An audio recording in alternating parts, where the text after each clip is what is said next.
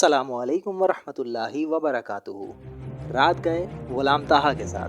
नाजरीन, जैसे कि आज हम आपके लिए एक प्रोग्राम लेकर आए हैं। इस प्रोग्राम में नात सुन सकते हैं, तिलावत सुन सकते हैं, कोई अगर लतीफ़ा सुनाना चाहे लतीफ़ा सुन सकते हैं, और इसमें अगर कोई पार्टिसिपेट करेगा तो उनको फिर हम इनामात भी देंगे। तो अभी हम बुलाते हैं हमारे मेज़बान शाहज़र, उनको बुलाते हैं। और अभी नया चैनल हमने लॉन्च किया है, उसके लिए हम मज़ीद कुछ गुफ्तगू भी करेंगे और बात भी करेंगे। उससे पहले हम शाहज़र से बात करते हैं। अस्सलामु अलैकुम वरहमतुल्लाहि वबरकातुहू। शाहज़र, कैसे हैं आप? वालेकुम अस्सलाम। दा भाई, मैं बिल्कुल ठीक हूँ। बहुत बहुत शुक्रिया आपका कि आपने मेरे को इनवाइट किया है यहाँ पे, वरना मैं कैमरे के पीछे ही होता हूँ। तो कैसा लग रहा है आपको आवाम के सामने आके, कैसा लग रहा है? मुझे बहुत अच्छा लग रहा है, दिल गार्डन गार्डन हो रहा है। और ऐसा नहीं है कि कैमरे के पीछे होते हैं। एक ड्रामा बन रहा है दो दोस्त, तो उसमें ये बड़े भाई का किरदार अदा करेंगे। आपका कैंसिल हो गया है, तो ये बाप बनने के लायक नहीं है। ये अभी फ़िलहाल कमारे हैं, तो इनको हमने बड़ा भाई बनाया है। वैसे तो ये छोटे हैं, मगर इनको बड़ा कर दिया हमने इनको। अच्छा, ये खुशखबरी भी हमने अभी ही इनको आपके सामने दी है। आपको पहले पता चला, इनको बाद में पता चला है। तो कैसा लग रहा है अब आपको? कैसा लग रहा है कि पहले बाप बना रहे थे हम आपको, अब बाप तो बन नहीं सकते आप, तो हमने आपको बड़ा भाई बना दिया। अब ही तो मेरे को खुशी हुई है ये, क्योंकि रोल मेरे किस तरह से मैं करता, मैं बाप में किस तरह बनता, मेरे को समझ नहीं आ रहा था। आपने शीशे में क्यों नहीं देखा भाई? शीशे में ही तो देख के मैं बोल रहा था कि मैं बाप किस एंगल से लगता हूँ, ना मेरा पेट निकला है। बिल्डर बनता हूँ मैं भाई बनने के काबिल हूँ भाई। बिल्डर तो जाहिर है, आप दवाइयाँ खा खा के फूल गए, तो क्या कह सकते हैं। आप बिल्डर बनना तो आजकल बहुत आसान है। दवाई नहीं खाई था, वो समोसे का तुरंत था, अच्छा, वो समोसा जो आजकल जो है वो गुटके मावे बेच रहा है। हाँ, वो भी मैंने बहुत खाया। क्या मतलब है? आप गुटके मावे का ये कमाल है? ये हो सकता है क्योंकि मैंने सुना है ऐसा कि भाई प्रोटीन होता है उसमें। हमारे फरहान भाई हैं, उन्होंने बताया था कुछ ऐसा। चलें, जुगतें तो बहुत हो गई, अभी बात करते हैं और आपके सामने ही इनसे कुछ मज़ीद मालूमात लेते हैं कि इस चैनल पे हम क्या क्या लेकर आने वाले हैं। इनका जहन इस चैनल के हवाले से क्या और कितना चलता है। हम इस चैनल पे इंशाल्लाह लेकर मतलब सब दिखाएंगे। हमारे चैनल का नाम है सब। क्या मतलब? खोल के दिखा देंगे?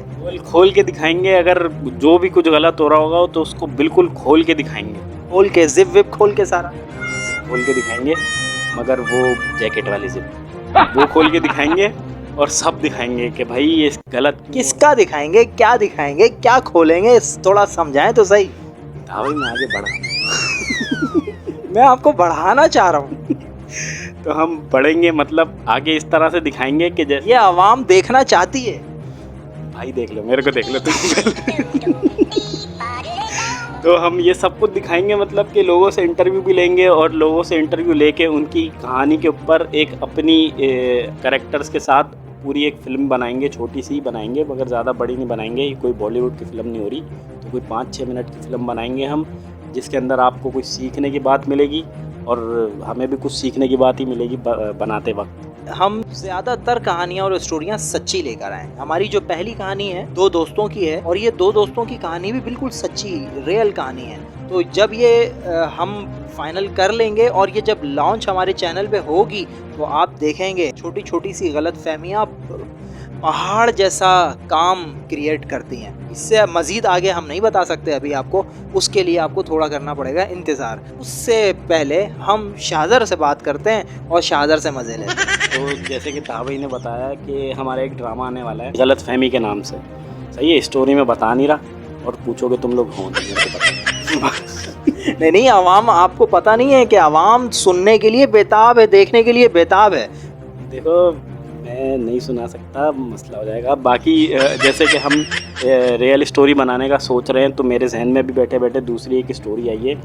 वो इस तरह से है कि जैसे आज या कल शायद किसी ने डॉल्मेन मॉल से था, भाई पता नहीं कौन से मॉल से कूद के जान दी किसी। जी हाँ, डॉल्मेन मॉल से कूद के जान दे दी है।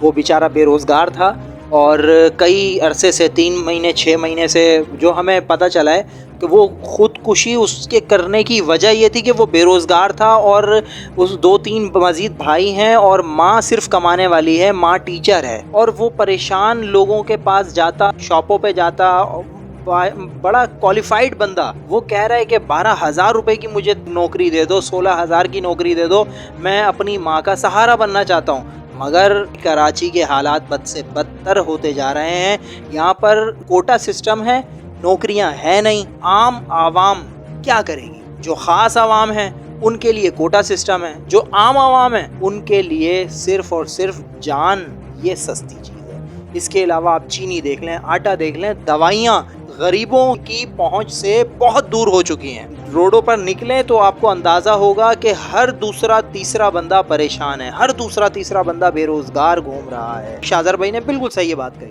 अब जैसे यही है कि बेरोज़गार है वो, तो उसने अपनी जान दे दी, मगर है गलत चीज़। मगर गलत हुआ किसकी वजह से है? ये हमारी हुकूमत की वजह से हुआ, जाहिर सी बात है, लाजमी सी बात है। नौकरियां मिल नहीं रही हैं, इसके ऊपर हम एक स्टोरी बनाएंगे ताकि पता चल जाए आपको कि जो भी इसमें रियल हुआ था। ये थे सफ़ेद पोश लोग, ये भीख नहीं मांगते। अब कुछ लोग ऐसे होते हैं कि जिनका पेशा होता है, जो भीख मांग रहे होते हैं, रोडों पे घूम रहे होते हैं। एक बंदा आया, उसने 5 रुपये ले लिए, दूसरा बंदा आया उसी के पीछे पीछे कि भाई उसने तो ले लिए, मेरे को भी दे दो। ऐसे मेरे साथ 5-6 दफ़ा हुआ है। इन्हीं के चक्करों में मैं सीढ़ियों से भी गिरते गिरते बचा था। बंदा परेशान हो जाता है कहाँ से निकले। एक मेरे पास आया था, उसको मैंने 3 रुपये दे दिए थे, 3 ही पड़े थे मेरी जेब में भाई।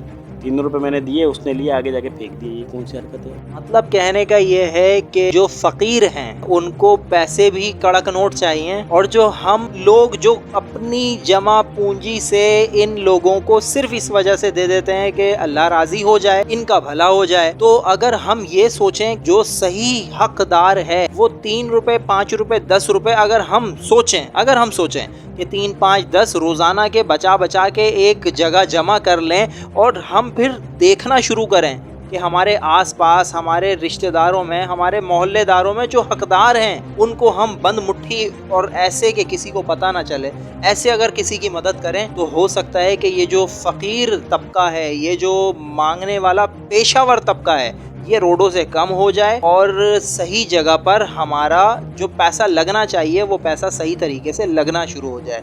ये शाहज़र ने बिल्कुल सही बात की है। ऐसा बिल्कुल है कि अगर 3 रुपये, 5 रुपये अगर फ़कीर को दे दिए जाएं तो वो ये ऐसा लगता है कि उससे हमने उधार लिया था और ये अपने पैसे हमसे मांग रहा है। ये होना नहीं चाहिए। हम फ़कीरों को थोड़ा सा अपने से दूर कर दें और हकदारों को हक दें। आसपास बहुत लोग हैं। लोग कहते हैं कि हम फ़ितरा ज़कात हम कैसे निकालें, किसको दें, बस जो आता है उसको दे देते हैं। तो ऐसे फ़ितरा ज़कात भी अदा नहीं होती है। तो अब मज़ीद शाहज़र आप इस चैनल के बारे में आप क्या कहेंगे?